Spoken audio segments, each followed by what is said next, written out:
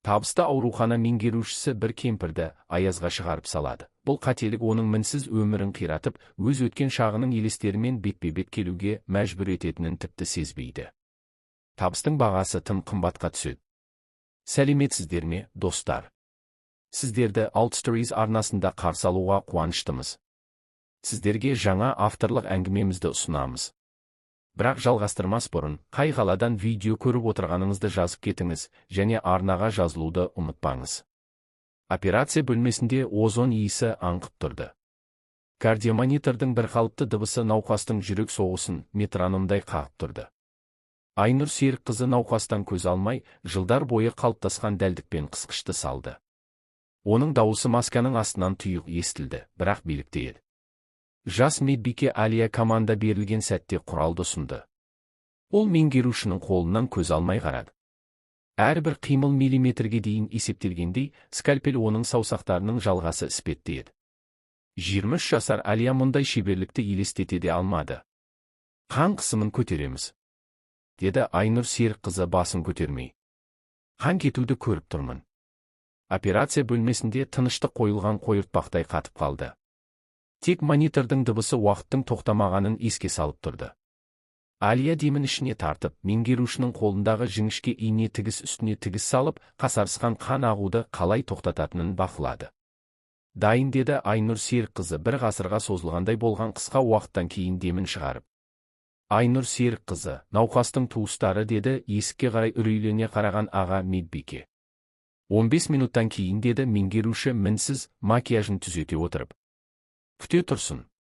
Алия Айнұр Серікқызының науқастың отбасына шыққандағы жүзінің қалай өзгергенін көрді. Бет әлпеті сүйірленіп, көздері суық, шыныдан қарағандай еді. Операция сәтті өтті. Оның дауысы автоматты жауап бергіштің дауысындай механикалық естілді. Барлық мәліметті емдеуші дәрігер айтады. Менде 1 сағаттан кейін келесі операция. Ол алғыспен сұрақтарды күтпей бұрылып кетіп, жеңілдіктен жылап жатқан әйелді дәлізде қалдырды. Оның өкшелері кафелде нақты ырғақпен қағылып тұрды. Енді метроном оның салтанатының минуттарын санап тұрғандай еді. Кабинетте Айнұрды қол қоюға арналған құжаттардың үйіндісі, министрліктен 3 қоңырау және аурухананы алдағы аккредиттеу туралы хат күтіп тұрды. Ол саусағымен есіктегі тақтайшаны сипады. Хирургия бөлімінің меңгерушісі. Ол бұл қызметке соңғы 15 жылда күн сайын таңертең келді. Байланыстарды қамал салынғандай, кірпіш үстіне кірпіш қалағандай етіп құрды. Әрбір жетістік, әрбір қол алысу, әрбір маңызды көзқарас оның жағдайының іргетасына қаланды. Ол былғары креслоға отырып, иықтарын түзеп, компьютерді қосты. Күн енді басталған еді, және ол оның беделі, маникюрі, әлсіздікке орын жоқ өмірі сияқты мінсіз болатынын білді. Айнұр кабинетінің шыны есігінен оның тік арқасымен әлсіз дірілдеген саусақтарын көріп тұрған Алияның көзқарасын байқамады. Ол жас медбикенің айнаға қарағандай оған үңіліп, өз болашағын көруге тырысып жатқанын білмеді. Және ол оның мінсіз әлемі жақында оның хирургиялық жібіндей жіңішке, бірақ бір күні бәрін өзгертуге жеткілікті жарық беретінін де сезбеді. Қорап үстелдің үстінде ұйықтап жатқан мысықтай жатты үлкен, өз сәнділігімен тәкаппар. Айнұр барқыт лентасын саусақтарымен сипап, ләззатты ұзартқандай баяу шешті. Қаптамаға қадалған жазба қысқа еді, кәсібилігің үшін. Қара шоколад түсті қара ұйрық тон оның қолына ауыр бұлттай жатты. Айнұр оны бетіне басып, жаңа өмірдің иісін жұтты. Арман Болатұлының мұндай сыйы кездейсоқ емес еді. Олардың 10 жылдық ынтымақтастығы барысында ол тек қамқоршы ғана емес, сонымен қатар оның жоғарыға қарай жүру жолы қаншалықты қиын болғанын жалғыз білетін адам еді. Енді ешқашан анасының ауруханасының дымқыл жертөлесінің иісі болмайтын адам. 30 жыл бұрын Айнұр 8 жасар қызын жартылай қараңғы дәлізбен жетектеп бара жатып анасына үнсіз сыбырлады. Анам тез жинастырып, үйге қайтамыз. Айнұр сол дәліздің қабырғаларындағы әрбір жарықты, әрбір сынған плитканы есіне сақтады. Анасының шүберекті сығарғанда дірілдеген, қызыл, жарылған тырнақтары бар қолдарын есіне сақтады. Ақ халатты, әдемі, сенімді дәрігерлер жанынан өтіп бара жатқанда бұрышта қалай жасырынғанын есіне сақтады. Қызым, деді анасы кешкісін, әкесі қайтадан үйге келмегенде, сен тек оқы. Өскенде олар сияқты боласың, дәрігер боласың. Қазір Айнұр басын шайқап, естеліктерді қуды. Арман Болатұлы не істеп жатқанын білді. Тон дәл аудандық аурухананың бас дәрігеріне қарап отырып, бала кезінде армандағандай еді. Оның көзі айнадағы өз бейнесіне түсті. Мінсіз, шаш үлгісі, үнжу моншақ, ақ халат, бұрымдары үрпиген қорқынышты қыздың ізі де жоқ. Есік қағылды. Босағада Алия тұрды, әлі де жас қыз, көзіндегі сол құштарлықпен. Кішкентай Айнұр, болашақ Айнұр Серік қызы, есікте тұрып, формалы халатының етегін мыжып, дәрігерлерге қарап тұрды. Мен ординатура бағдарламасы туралы сұрағым келген еді, деді Алия. Айнұр оны өткір көзімен шолып өтті. Тозған сөмке, ескі туфли, бірақ көздері жанып тұр. Айнаға қарағандай болды. Тек айнасы өткен шақтан еді. Отыр, деді ол орындықты нұсқап. Неге медицинаны таңдағаныңды айтшы. Алия аузын ашқанша есік қағылмай ашылып кетті. Босағада тәжірибелі терапевт, Айнұрмен сөзге келуге батылы жеткен санаулы адамдардың бірі Гүлжан тұрды. Қабылдау бөлімінде әжей, деді ол атып тұрып. Құжаттары жоқ, жағдайы ауыр, тез арада ауруханаға жатқызу керек. Айнұр ішінде бірдеңенің шаншып өткенін сезді. Баспанасыздарға деген аяушылық оның жеке қарғысы еді. Олар оған бала кезінде қатты қорыққан нәрсесін еске түсірді. Бізде орын жоқ, деді ол Гүлжанға қарамай кесіп. Бірақ Айнұр Серік қызы, Алия орнынан тұрып кетті. Ол өліп қалуы мүмкін ғой. Мен кішкентай кезімде, менің әжем. Тоқтаңыз, деді Айнұр қолын көтеріп. Бұл ауруханада адамдарды емдейді, әлеуметтік мәселелерді емес. Бізде жоспар, есеп беру, аккредитация жақын. Мен әрбір қаңғыбастың кесірінен бөлімшенің көрсеткіштерін тәуекелге сала алмаймын. Әрбір ме? Деді Гүлжан ақырын қайталап сұрап. Соңғы бір жылда сіз құжатсыз бірде-бір науқасты қабылдаған жоқсыз. Бірде-бір, Айнұр Серік қызы. Айнұр орнынан тұрды. Оның көлеңкесі тонның қорабына түсті. Бір сәтке оған қара құйрық терісі кір жуу шүберегіне айналғандай болып көрінді. Бұл талқыланбайды. Оның дауысы металл науашадағы скальпельдің сыңғырындай естілді. Алия, өз міндеттеріңе қайт. Гүлжан, әжейді әлеуметтік орталыққа жіберіңіз. Менде 20 минуттан кейін кеңес бар. Есік жабылған соң, Айнұр салқын саусақтарын самайларына басты. Көз алдында анасының бейнесі қайтадан пайда болды. Оның шаршаған көздері, оның мәңгілік, қызым, сен тек адам қатарына қосыл. Мен қосылдым, анашым, деді ол кабинеттің бос кеңістігіне сыбырлап. Мен сен қалағаның бәрін жасадым. Бірақ неге екені белгісіз, жаңа тон кенеттен ауыр болып көрінді. Ол тер емес. Осы жылдар ішінде ол берген барлық бас тартулардан, ол байқамауды үйренген барлық көзқарастардан, оны қамшыгердің қамшысындай алға итермелеген кедейлікке деген барлық қорқыныштан тігілгендей болды. Айнұр тонның қорабын шешімді түрде жауып кеңеске бет алды. Оның бүгінгі күнге жоспары бар еді, және ол күмәнді қамтымады. Ол табысқа жету үшін тым ұзақ жүрді, сондықтан өткен шақтың елестерінің оның жолына тұруына жол бере алмайтын еді. Бірақ жүрегінің түбінде шашы өрілмеген кішкентай қыз әлі де аурухана дәлізінің бұрышында жасырынып, ақ халат кигендерге ұқсағысы келіп армандап жүрді. Тек ол анасының айтқан ең басты сөзін ұмытып кетті. Бастысы, қызым, жүрегіңді жоғалтпа. Онсыз кез келген халат жай шүберек. Айнұр Серік қызы, Гүлжанның дауысы оны баспалдақ жанынан қуып жетті. 15 жыл бірге жұмыс істеген бұл принципшіл әйел терапияда 30 жылдық тәжірибесіне сүйене отырып, меңгерушімен сөзге келуге батылы жеткен жалғыз адам еді. Тоқтаңыз. Айнұр аяғын баяулатты, бірақ тоқтамады. Өкшелері мәрмәр еденде табысты өмірдің анық ырғағын қағып тұрды. Сіз Гиппократ антын есіңізде ме? Гүлжан оның соңынан жүгіре дерлік қалды. Өзіңіз қалай бергеніңіз есіңізде ме? Қандай үйге кірсем де мен оған науқастың пайдасы үшін кіремін. Айнұр іштей, бірақ бұл үйдің бюджеті бар, Гүлжан, және ережелері бар, деп аяқтады. Қабылдау бөлімінде әжей кушетканың шетінде кішкентай болып, түйінді саусақтармен тозған сөмкесін мықтап ұстап отырды. Оның қалыптасып қалған қозғалысында, шуға дайындалған құстай үрейлі бірдеңе Айнұрдың есіне түсті. Анам дәл осылай бас дәрігердің кабинетінде орындықтың шетінде отырып, оны еден жуушы болып қалдыруын сұраған еді. Абылай, деді ол күзетшіге. Әйелді аурухана аумағынан шығарып салыңыз. Қызым. Әжей ескі суреттей өңі қашқан көздерін көтерді. Мен баламды іздеп жүрмін. Айнұр теріс бұрылды, бірақ Алияның алақанын аузына басқанын және Гүлжанның басын шайқағанын байқады. Қызым деген сөз қабырғасының астына скальпелдей өткір болып қадалды. Әлеуметтік орталық көмектеседі деді ол иығынан асыра және артына бұрылып, басқалардың көзқарастарынан арқасының қалай суып бара жатқанын сезінді. Құлау дыбысы күзгі жапырақтың сыбдырындай әрең естілді. Айнұр бұрылып қарады. Әжейдің пальтосының қалтасынан сурет түсіп кетіп, жерге жаралы құстай қонды. Сары түсті суретте әскери киімдегі жас жігіт соншалықты таныс күлімсіреп тұрды. Айнұрдың демі тарылып қалды. Ол суретті көтерді. Жүрегі тамағына тіреліп қалды. Бұлай болуы мүмкін емес. Дірілдеген саусақтарымен телефонын шығарып, суретке түсіріп, Арман Болатұлыға жіберді. Мессенджердегі басудың 3 нүктесі алаңдатарлық маяк сияқты жыпылықтады. Телефон бірден қоңырау шалды. Бұл суретті қайдан алдың? Деді Армандың үзілген дауысы. Бір науқастан. Қандай науқастан? Ол қайда? Қазір оны ауруханадан шығарып жатыр ма? Құдайым-ай, Айнұр.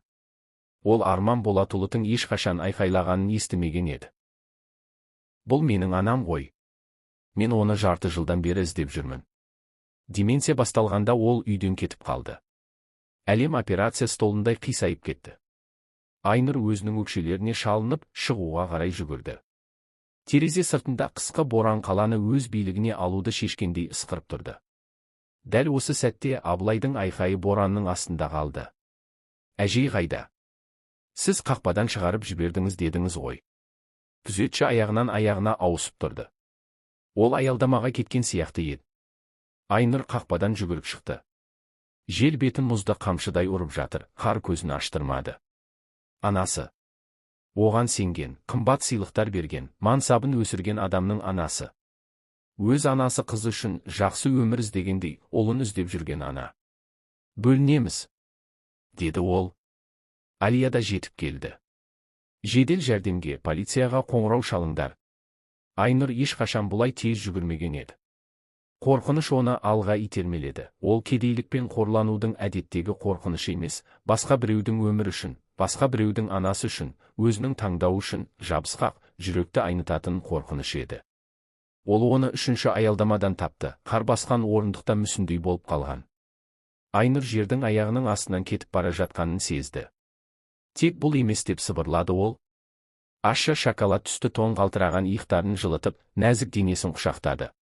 Шыдаңызшы, деді ол, және көп жылдардан бері алғаш рет оның дауысы дірілдеді. Шыдаңыз, анашым. Сіздің ұлыңыз келе жатыр. Сіздің ұлыңыз сіз үшін келе жатыр. Қайдағы бір жерде жедел жәрдем сиренасының дауысы естілді, ал Айнұр өзінің табысының символы болуға тиіс еді, бірақ құтқару шеңберіне айналған тонға оралған бөтен ананы құшақтап жылады. Көп жылдардан бері алғаш рет тұзды, ащы жастары қармен араласып жатты. Табыс сондай нәзік, сондай суық, сондай адамгершіліксіз болып шықты. Аурухана палатасы қысқа ымыртта батып бара жатты. Кардиомонитор Сәуле Мырзағызының жүрек соғысын санап жыпылықтады. Енді Айнұр оның есімін білді, оның пенициллинге аллергиясы бар екенін, жалбыз қосылған шай ішкенді ұнататынын, соңғы 6 айда деменция тұманы арқылы анықта бұлыңғыр есінде қалған ұлын іздеп қалаларды кезгенін білді. Ербол әрқашан Мишканы север, кәмпиттерін жақсы көретін деді, Сәуле Мырзағызы түйінді саусақтармен көрпенің шетін сипап. Армияға ай сайын сәлемдеме жіберетімін, сосын ол жоғалып кетті. Немесе мен жоғалдым, есімде жоқ. Арман Болатұлы, сол Ербол, анасының қолын ұстап жанында отырды. Оның қатаң костюмі мыжылған, галстугы қисайған, ал көздерінде жас тұрды. Мен оны қауіпсіз жерде деп ойладым, деді ол ақырын, өзімен өзі сөйлескендей. Оның күтушісі, жайлы пәтері бар еді, сосын бұл есте сақтау қабілетінің жоғалуы басталды. Ол өткен шақты жиі есіне түсіретін, мені танымайтын. Бір күні таңертең күтуші қоңырау шалды, анам жоғалып кетіпті, мені жас кезінде іздеуге кетіпті. Айнұр терезе жанында тұрып, шынының арғы жағындағы боранға қарады. Қайдағы бір жерде, осы қарлы тұманда оның өз өткен шағының елестері кезіп жүрді. Әкесі қайтыс болғаннан кейін ол анасына қанша жыл қоңырау шалмады. Бәрі бір бұлыңғырланып, өшіп қалды. Ескі сурет. Сәуле Мырзағызының қалтырау қолы Айнұрдың қолын тапты. Қызым. Айнұр селк ете түсті. Сізге жалбыз қосылған шай әкелейін. Айнұр медбикенің төсек жастығын қалай түзегенін, шынына қандай абайлап ұстағанын бақылады. Әрбір қимылда соншалықты қамқорлық, соншалықты адамгершілік бар еді. Білесіз бе, Алия, деді ол дәлізде қуып жеткенде. Мен 12 жасымда ауруханаға түстім, өкпем қабынып, температурам 40-тан жоғары болды. Анам 2 жұмыста істейтін, әкем жоқ, құжаттар ретсіз, сақтандыру мерзімі өтіп кеткен. Бірақ сол кездегі бас дәрігер алдымен емдейміз, сосын қағаздармен айналысамыз деді. Айнұр тоқтап қалды. Басында кенеттен анасының дауысы естілді. Қызым, бастысы, жүрегіңді жоғалтпа. Сол бас дәрігер мені ғана құтқарған жоқ, деп жалғастырды Алия. Ол менің дәрігер болу арманымды құтқарды. Медицина бірінші кезекте қағаздар емес, адамдар туралы екенін көрсетті.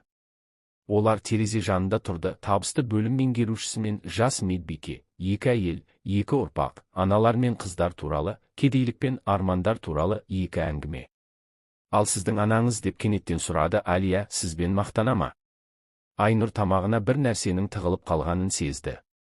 Білмеймін, деп жауап берді ол. Шынымды айтсам, мен бұрыннан сұрамаппын. Дәлізде Сәуле Мырзағызының дауысы естілді. Ол Арманге бала кезіндегі бір оқиғаны, оның марка жинағанын, ұшқыш болуды армандағанын, анасының оған бітіру кешіне бірінші костюмін сатып алу үшін неке жүзігін қалай сатқанын айтып беріп жатты. Мен бәрін ойладым, деді. Әжей үзік-үзік, бірақ анық. Міне, Юрочканы тапсам, оған айтамын, балам, маған пәтерде күтуші де қажет емес. Кейде шай ішуге келші, жай ғана анаң барын ұмытпа. Айнұр алақанын шыныға басты. Су қатып қалған саусақтардай өтіп бара жатты.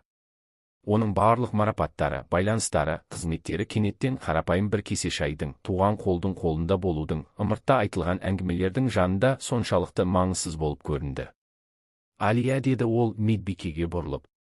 Рахмет. Не үшін? Ең бастысын еске түсіргеніңіз үшін. Қабылдау бөлімінде дауыстар естіліп жатты, жаңа науқастарды әкеліп жатты, өмір өз ағымымен жалғасып жатты. Бірақ Айнұр үшін уақыт тоқтап қалғандай болды. Ол телефонын алып, көптен бері термеген нөмірді тапты. Апа. Оның дауысы дірілдеді. Бұл менмін. Кешіріңіз, сонша уақыт қоңырау шалмағаныма. Терезе сыртында боран соғуын жалғастырды, бірақ ол енді қастықпен қаралмады. Ол терең түнге дейін ұйықтамады, операцияның кесірінен емес. Сәуле Мырзағызының палатасында шам жанып тұрды, қабырғаларға жайлы көлеңкелер түсіріп. Олар жалбыз қосылған шай ішті, кешке 3-ші кесесін, және сөйлесті. Дұрысы, негізінен Сәуле Мырзағызы сөйледі. Ал Айнұр кішкентай Ербол туралы, соғыстан кейінгі балалық шағы туралы, жалғыз баланы өсірудің қаншалықты қиын болғаны туралы әңгімелерді тыңдады. Білесің бе, деді әжей, қалтыраған қолдарымен Айнұрдың қолын ұстап, жылытатындай. Оның жылуы емес, ол туралы естелік қаншалықты жылы екенін білесің бе? Айнұр оның иығындағы көрпені түзеді. Дәл сол көрпені Гүлжан үйінен әкелген еді, шеттеріне ромашкалар тігілген. Анам осындайды жақсы көреді, деді сол кезде әріптесі, жай ғана, еш кінәламай. Бірақ осы қарапайымдылықтан іште бірдеңе сынып кетті.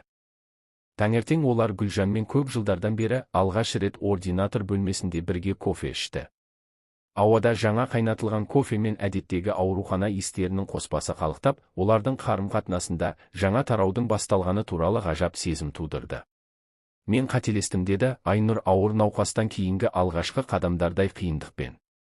Осы жылдар бойы мен қорқынышты қателестім. Гүлжан үндемей, қасықпен шыныдағы кофесін араластырды.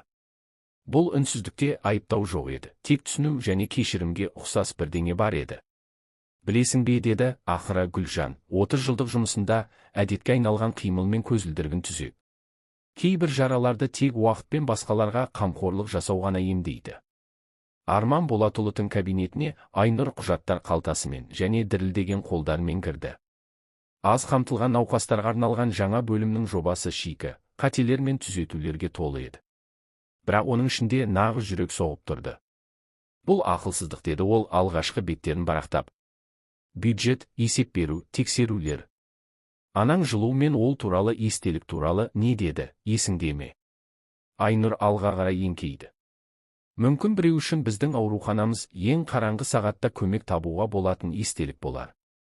Ол ұзақ сөйледі, статистика туралы, әлеуметтік жауапкершілік туралы, ресурстарды қалай қайта бөлуге болатыны туралы, бірақ құрғақ сандардың артында оның жүрегіндегі тыртықтай ескі жарасы соғып тұрды. Сен өзгеріпсің деді, Арман оның үндемей қалғанында. Жоқ деп басын шайқады Айнұр, мен жай ғана қандай болғанымды, қандай болуым керектігін есіме түсірдім. Сол кеште конференц-залда барлық медицина қызметкерлері жиналды. Айнұр әдеттегі өзіне сенімділік сауытынан, қол жетпестей маскасынан айырылып, әріптестерінің алдында тұрды. Біз бәріміз бір кездері ант бергенбіз деп бастады ол, даусы опасыздықпен дірілдеп. Адамдарға көмектесуге, ант, статистикаға да, есеп беруге де емес адамдарға. Ол тағы бірдеңе айтқысы келді, бірақ тамағы құрғап қалды. Көз алдында өткен шақтың бейнелері қалқып шықты. Анасы аурухана еденін жуып жатыр. Бұрышта тығылып қалған қорқынышты қыз. Жоғарыға қарай созылған шексіз баспалдақ, оның әрбір баспалдағы бас тартулармен, келісімдермен, опасыздықпен, өзіне деген опасыздықпен төселген.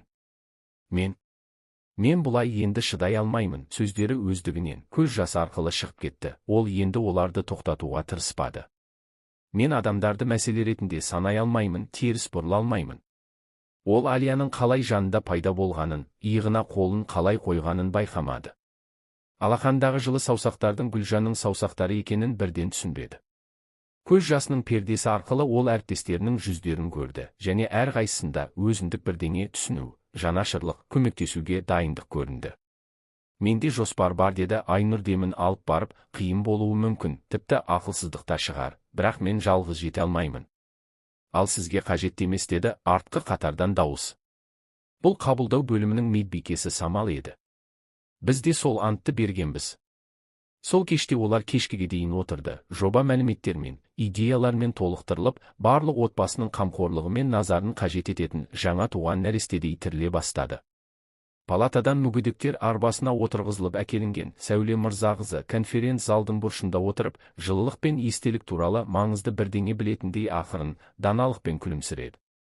Ал терезе сыртында қар жауып тұрды, жұмсақ, үлпілдек, сол қастық боранға мүлдем ұқсамайтын. Ол қаланы ақ өкініш жамылғысымен жауып, көктемнің міндетті түрде келетініне және онымен бірге бәріне орын мен жылу жететін жаңа өмірдің келетініне уәде берді.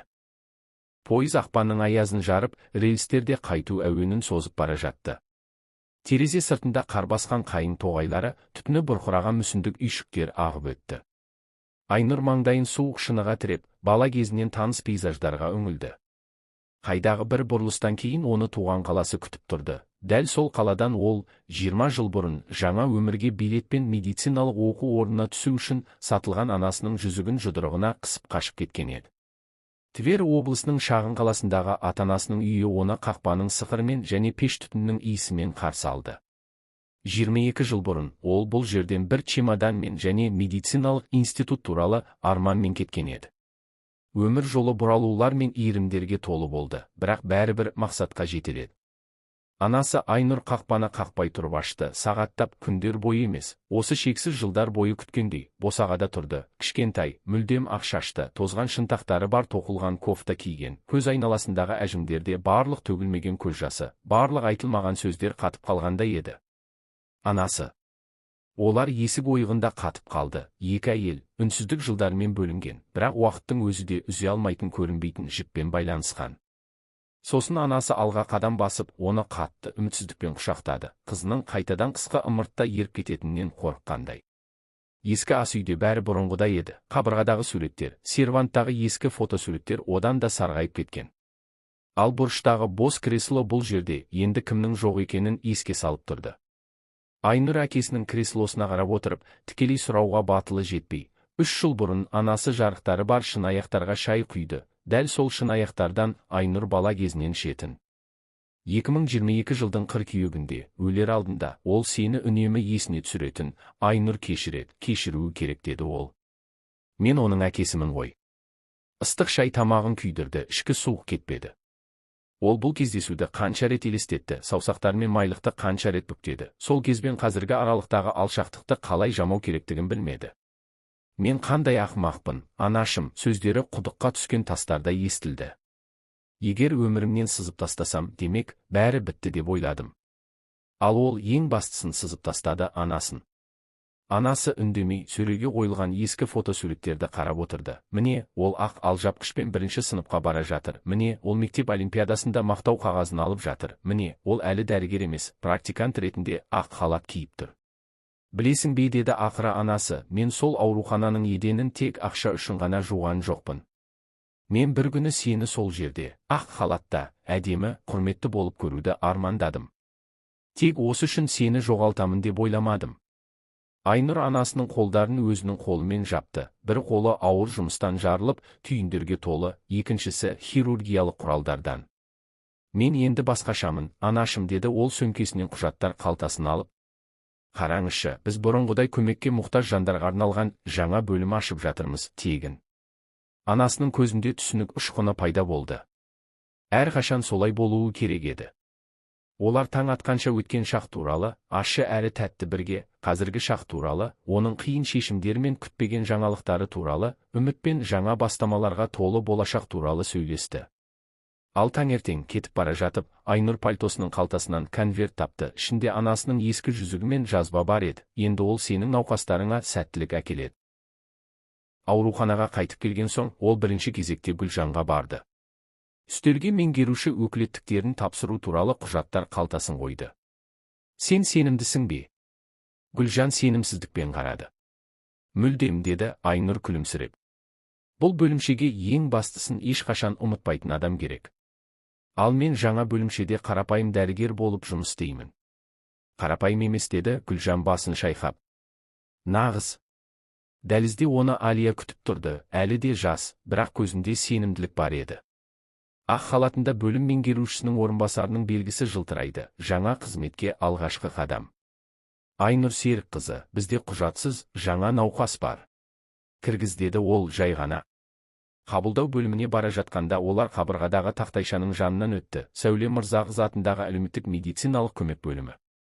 Оның астында қолында шай кесесі бар күлімсіреген әжейдің суреті тұрды. Білесің бе, Оля, деді Айнұр бір сәтке тоқтап. Кейде қайда бару керектігін түсіну үшін үйге қайту керек. Терезе сыртында қар жауып тұрды. Дәл сол кештегідей, бұл оқиға басталғанда. Бірақ енді ол қорқытпады. Ол жерді ақ жамылғымен жауып, жаңа көктемнің, жаңа өмірдің, жаңа бастаманың міндетті түрде келетініне уәде берді. Көктем қалаға күтпеген жерден келді. Көшелерде еріген су ағып, шатырлардан тамшылар сыңғырлап, аурухана ауласында алғашқы қыңыр гүлдер бүр жарды. Сәуле Мырзағызы түрлі түсті орамалға оранған, әр таң сайын бұл гүлдерді, жаңа өмірдің күндерін санағандай тексеріп отырды. Ол аптасына 3 рет ауруханаға науқастармен сөйлесуге, педиатрия бөліміндегі балаларға ертегі оқып беруге келетін. Жай ғана жалғыз қалғандардың жанында болуға.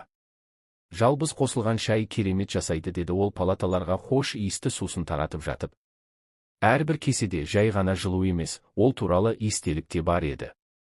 Айнұр ординатор бөлмесінен оны бақылап, жүрегінің тыныш қуанышқа толып жатқанын сезді. Қарапайым ақ халат, ешқандай регалиясыз, енді оған құйғандай жарасып тұрды, бұрыннан солай болғандай. Айнұр Серікқызы. Алия бөлмеге көктемгі желдей кіріп келді. Қабылдауда жас қыз, мүлдем жас баласымен, құжаттары да тіркеуі де жоқ. Не шештің? Айнұр күлкісін шай кесесінің артына жасырды.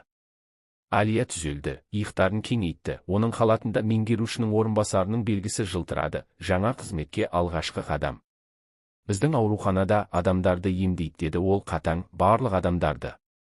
Олар дәлізбен бірге жүрді, тәлімгер мен шәкірт, өткен шақ пен болашақ, ақ халаттан биліктің символын емес, қызмет ету белгісін көруді үйренген екі әйел. Қабылдау бөлімінде жасана жылап отырды, қорқынышты көздерімен басқа әйелге қарап, бір кездері аурухана дәліздерінде еден жуып, қыз үшін жақсы өмірді армандаған әйелге. Сіздің есіміңіз кім? Айнұр жанына отырды. Баланың ыстық маңдайына абайлап тиді. Саня, деді ол көктемгі жапырақтай дірілдеген дауыспен. Білемін, құжатсыз болмайды, бірақ ол қатты жанып жатыр ғой. Болат, деді Айнұр қалтасынан бұрын мойнына тағып жүрген ескі анасының жүзігін алып. Бізде бәрі болады, рас па, Алия Дмитриевна? Әрине, деді Алия басын изеп, қабылдау бланкын толтырып жатып. Қазір сізді орналастырамыз, жалбыз қосылған шай әкелеміз, деп қосты жанынан өтіп бара жатқан Сәуле Мырзағызы көзін қысып. Күн соңғы қар түйіршіктерін ертіп жатты. Басқа қалада Айнұрдың анасы терезе алдындағы көшеттерді суарып жүрді. Олар енді әр жексенбі сайын қоңырауласатын. Ал бұл жерде, аурухана дәліздерінде жұмыс жалғасып жатты, көзге көрінбейтін, тынымсыз, шексіз маңызды жұмыс, тек денелерді ғана емес, жандарды да құтқару жұмысы. «Қош келдіңіз үйге» деп сыбырлады Айнұр Саняның алғаш рет қорқақ күлімсірегенін көріп. Бұл қабырғалардың ішінде енді бөтен ешкім жоқ еді. Тек адамдар, бәрі де қамқорлыққа, жылулыққа және сауығуға, үмітке лайық. Құрметті достар, Айнұрдың таңдауы туралы не ойлайсыздар? Өміріңізде кәсіби табыс пен адамгершілік арасында таңдау жасауға тура келген сәт болды ма? Оның орнында сіз не істер едіңіз? Мүмкін бұл оқиға сізге бұрыннан қоңырау шалуға уақыт жеткен маңызды біреуді, немесе тұрақтылықтан айырылып қалудан қорқып кейінге қалдырып жүрген шешіміңізді еске түсірген шығар. Өз ойларыңыз бен пікірлерде бөлісіңіз. Сіздің тәжірибеңіз басқа оқырманға үйге жол табуға көмектесетін сол жарық сәулесі болуы мүмкін. Егер Айнұрдың оқиғасы жүрегіңізді қозғаса, лайк басып, жақындарыңызбен бөлісуді ұмытпаңыз. Кейде бір әңгіме біреудің өмірін өзгертіп, ең бастысын еске салып, маңызды шешімге итермелеуі мүмкін. Бізбен бірге бұл оқиғаны бастан өткергеніңізге рахмет.